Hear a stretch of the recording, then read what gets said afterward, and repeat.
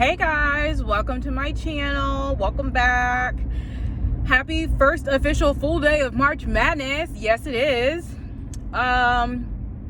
Loyola is playing right now. Sister Jean was able to go to the dance, so they wheeled her in. 101-year-old Sister Jean. Michigan State lost. Ohio State either won or lost. I don't really know because I'm driving, but with 2 minutes left to go, they were up by like 3 points. So, yay to Ohio State. Not really, though. Full of sarcasm, because everybody on this channel knows that I hate Ohio State. But I do want to come on here and just kind of like talk about what happened yesterday, last night, at the Michigan State game.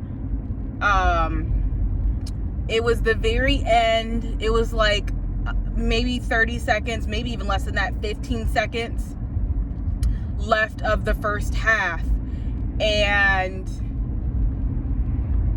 there was a missed switch between number 44 and I think the other player on his team was number 5, if I remember correctly. This happened at like 10:30, 11 o'clock last night, so bear with me. There's been a lot of basketball since then. But the number 44's name was Gabe Brown, and he is specifically what this story is about because it got a lot of traction after the game. Charles and Barkley and Kenny the Jet Smith were talking about this after the last game was played last night. It was talked about on ESPN. It was talked about on Skip and Shannon Undisputed. It was talked about on First Things First. So it was a really big story going around about something that happened. So Gabe Brown, playing for Michigan State, number 44, missed a switch up defensively. And the other team, the opposing team, I can't remember at the current moment because I'm driving and I'm trying to be safe. He missed a switch in terms of who he was supposed to be defending. And he ended up, that missed switch ended up costing Michigan State like 2 buckets 10 seconds right before the first half ended. So the missed switch happened, the opposing team shot the ball and it made it, and it was the end of the first half. So you can clearly visibly see if you watch the clip,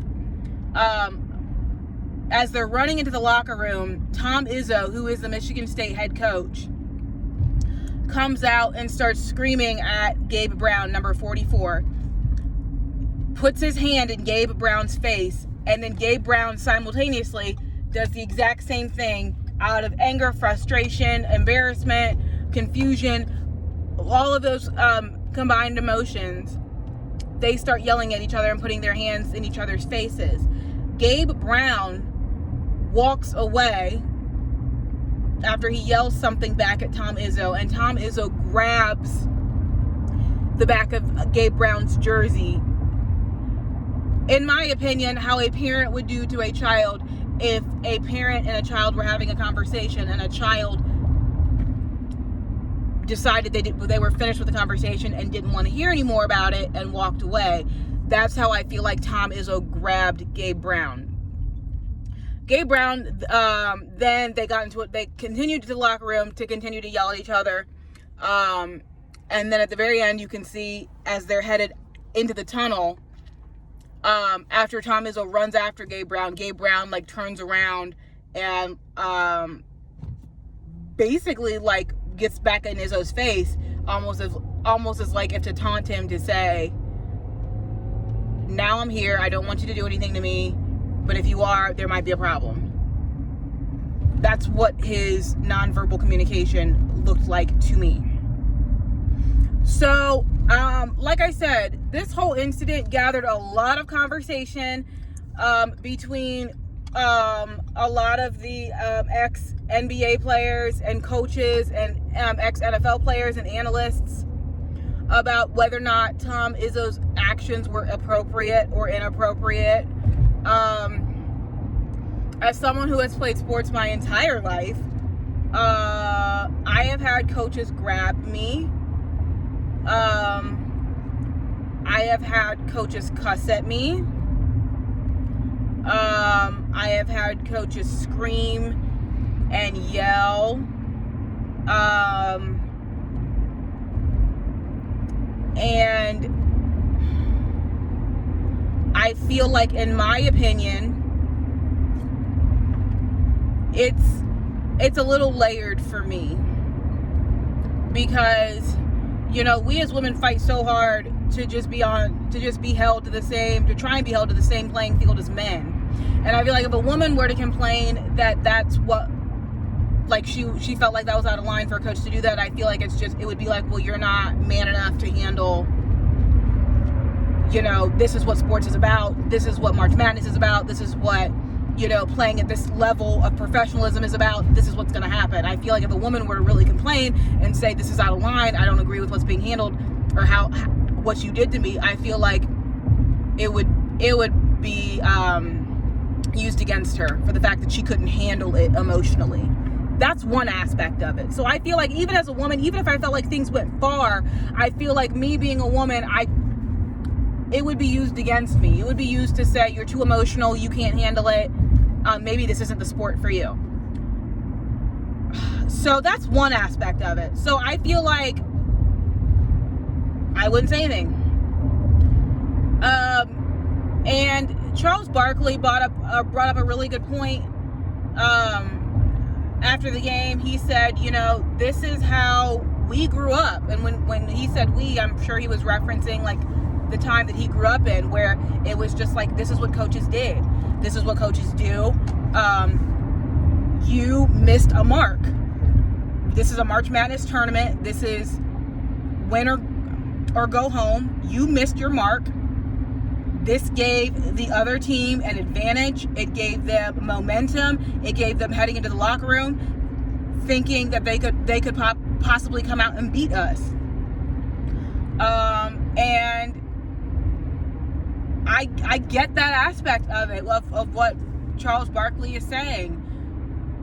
He missed a crucial defensive play that ended up giving the other team momentum, points, a shift in the energy of what was going on in the gymnasium, all of that. And as a head coach, Tom Izzo has been a head coach for 23 years. The Michigan State program really just it speaks volumes about March Madness. I think they've gone to the tournament, I think, every year that Tom Izzo's been coaching. Please correct me if I'm wrong. But the thing that works against Coach Izzo in this is, and this was brought up to light as well, another incident like this occurred in 2019, where I don't remember the exact the exact situation that happened in 2019, but Tom Izzo and one of his players got into a screaming altercation, a verbal altercation, and it got really heated. The players literally had to calm him down and pull him back. And unfortunately, when these things start to resemble a pattern, it's not even about, this is the way we were brought up, this is the way he coaches, this is just who he is. It almost starts to look like a problem that he has. Does he have anger issues? Does he really know when it's time to walk away? Now, I understand that we are in the age where everything is caught on camera and everything is blown up 1,000 times, because I can't even imagine, this is basketball. I can't even imagine, how football coaches talk to their football players, or have talked, because I know it can get rough on the football field, really rough. And so I just, but again, this is the second incident that has happened with Tom Izzo. I mean, you've got John Calipari, who coaches Kentucky. You've got Mike Krzyzewski, who coaches Duke. You've got Jim Boeheim, who coaches Syracuse. I forget his name, that coaches Villanova. Jay Wright, who coaches Villanova. just like, you understand all these coaches are all winning program coaches. They all know, they've all been to the tournaments. They've all won. They've all been in positions where they've been down. They've all been in positions where momentum has shifted and they had to come back from it. And you know, you see them get angry and you see them yell and you see them, you know, get emotional. But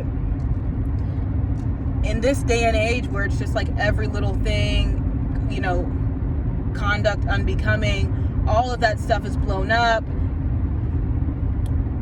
You know, is there a line that coaches need to like back off of in this age of camera phones, in this age of, you know, unfortunately sensitivity, in this age of, you know, this is abuse, in this age of it's super toxic?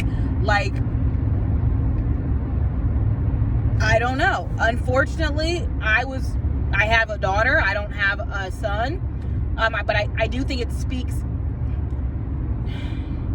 If I would have had a son and I would have seen my son being talked to like that, being grabbed like that,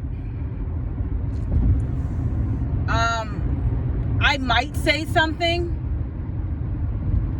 but I definitely would say something if I saw somebody grab my daughter like that. And that's a layer of double standard, which, you know, unfortunately, that's just a double standard that comes with having girls. Well, you know, maybe I wouldn't necessarily say anything if it was my daughter, but I would certainly sit my daughter down and be like, do you have an issue with it? Do you have an issue with what just happened? Do you have an issue with how you were, what happened off the court today, going to the locker room? I would certainly sit her down. I may not necessarily say something to the coach because I do understand that this is a level of a professional environment, and things happen in these professional environments. If I had a son, I may or may not say something to my son. I feel like I hopefully would raise my son in an environment where if he felt something, he would always feel like he could come to me and talk to me about it. But I don't know. I think I was the last like generation of players, of athletes, where it was like things happen and you just had to deal with it and get over it.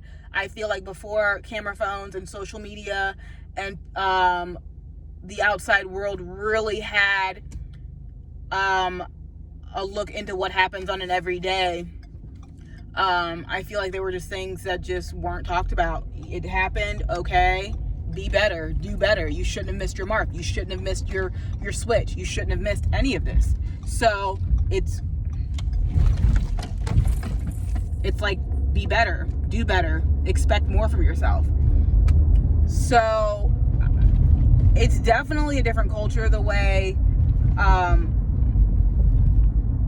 grew up playing sports and dealing with coaches. Now Draymond Green came out like right away and Draymond Green plays for the Golden State Warriors. He played for Tom Izzo at Michigan State. And he came out as soon as this thing went viral and said, like, Tom Izzo's one of the greatest coaches. Draymond Green rides or dies for Tom Izzo. And he was just like, you know, it's just, you know, March Madness. Like, people get excited. This is college basketball. Get over it. Move on to something else. He did like a capital RELAX. Like, seriously, it's not that serious. And I appreciate the fact that Draymond Green came out, because I think it says something when you have past players who come out and defend you, because it really does show that, like, this dude really isn't what you saw. Really just is just an isolated incident. Unfortunately, it's not an isolated incident based on what happened in 2019. So, you know, what do you guys think? You know, what is it a big deal? Is it blown out of proportion because of social media? Does he not get, you know, the bias because he's a guy versus a girl? Like, does Tom Izzo's record for being this outstanding coach speak for itself? Like, is it like too much emotional just conduct unbecoming because of the time age we're in? Like, let me know what you think. All right, tonight's Michigan's playing, so I'll do a video about that. I'll talk to you guys later. Okay, bye.